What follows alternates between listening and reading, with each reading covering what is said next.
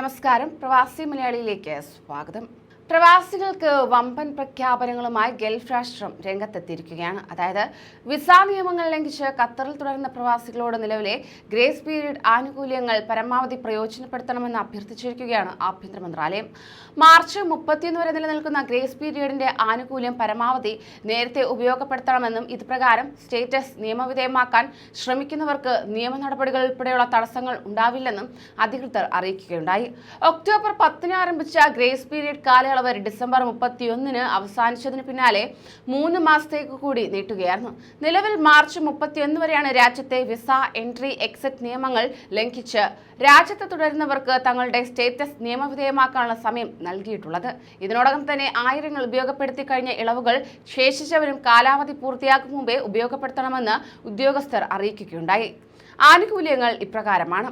Visa resident നിയമങ്ങൾ ലംഘിച്ചു തുടരുന്നവർക്ക് status നിയമവിധേയമാക്കി രാജ്യത്ത് തുടരാനും തൊഴിലുടമയെ മാറാനും നിയമവിധേയമായി രാജ്യം വിടാനും ഉൾപ്പെടെ എല്ലാ സൗകര്യങ്ങളും ഗ്രേസ് പീരീഡിന്റെ ഭാഗമായി ലഭിക്കും. ഇതിനു പുറമെ ഇത് സംബന്ധിച്ച പിഴകളിൽ 50% വരെ ഇളവുകൾ നൽകുമെന്നും മന്ത്രാലയ ഉദ്യോഗസ്ഥർ വ്യക്തമാക്കി.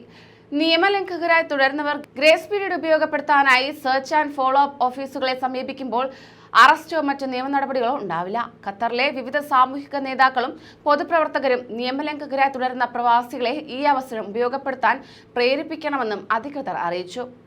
സൗകര്യം ലഭിക്കാൻ ചെയ്യേണ്ടത് ഇത് മാത്രമാണ്.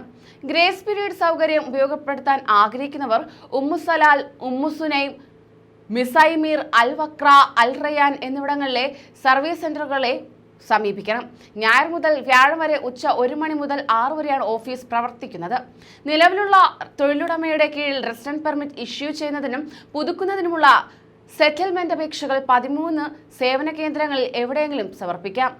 അൽ ഷമാൽ, അൽ ഖോർ, അൽ ദായിൻ, ഉംസലാൽ, പേൾ, ഉനൈസ, സൂഖ് വാക്കിഫ്, അൽ റയാൻ, ഉംസിനൈം, അൽ ഷഹാനിയ, മിസൈമീർ, അവക്ര, ദുഖാൻ എന്നിവിടങ്ങളിലെ മന്ത്രാലയ കേന്ദ്രങ്ങളിൽ ഈ സൗകര്യം ലഭ്യമാണ്.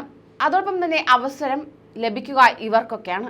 റെസിഡന്റ് പെർമിറ്റ് ഇല്ലാത്തവരും RPയുടെ കാലാവധി കഴിഞ്ഞ് 90 ദിവസം പൂർത്തിയാക്കിയിട്ടും പുതുക്കാത്തവരും തൊഴിൽദാതാവിന്റെ പരാതിയില്ലെങ്കിൽ അവസരം ഉപയോഗപ്പെടുത്തി നിയമവിധേയമാവാം.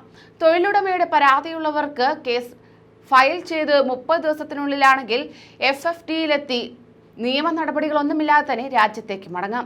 ഇവർക്ക് മറ്റു വിസകളിൽ തിരികെ ഖത്തറിലെത്തുന്നതിന് തടസ്സമുണ്ടായിരിക്കില്ല.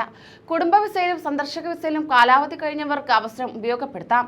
തൊഴിലുടമയിൽ നിന്ന് ഒളിച്ചോടി നിയമലംഘനം നടത്തിയ വിദേശികൾ പരാതി ഫയൽ ചെയ്ത് 30 ദിവസം പിന്നിട്ടവരാണെങ്കിലും SFDയിലെത്തി നാട്ടിലേക്ക് മടങ്ങാം. എന്നാൽ ഈ വിഭാഗം ഖത്തറിലേക്ക് തിരികെ വരാൻ ആഗ്രഹിക്കുന്നുവെങ്കിൽ മതിയായ നഷ്ടപരിഹാരം ഉൾപ്പെടെ നിയമപരമായ ബാധ്യതകൾ തീർക്കണം.